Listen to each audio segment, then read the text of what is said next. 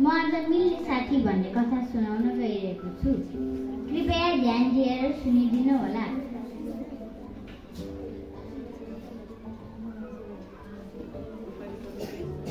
एक समयको कुरा हो। राम र हरि एकदम मिल्ने साथी थिए। उनीहरू मिलेर बस्थे।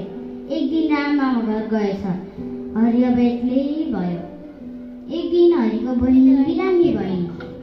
हरिलाई चिन्ता लाग्न थाल्यो। तब राम मामा घरबाट फर्किँदै थियो। उसले हरिलाई देख्यो। रामले हरिलाई एकदम चिन्तित र निराश देख्यो।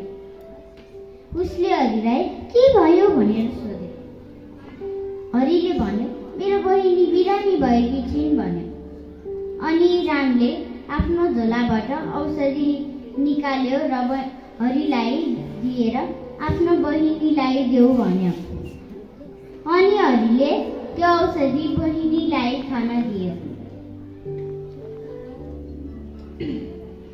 उसको बहिनी ठिक भइन्। राम र हरिको मित्रता झन् बलियो हुन थाल्यो।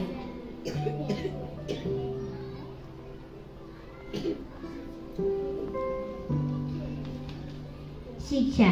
हामीले सबैलाई सहयोग गर्यौं भने सम्बन्ध बलियो पनि हुन्छ र सबैजना मिलेर बस्न सकिन्छ। यसरी कथा सुनाउन अवसर दिनु भएकोमा मकवानपुर बाल विद्या सदन परिवार साथै कथा लेख्न सिकाउनु हुने शिक्षकलाई धन्यवाद दिन चाहन्छु। धन्यवाद। अब भने पालो रहेको छ मेरो साथी मन्दिर विकको। उहाँलाई जोरदार तालीका साथ स्वागत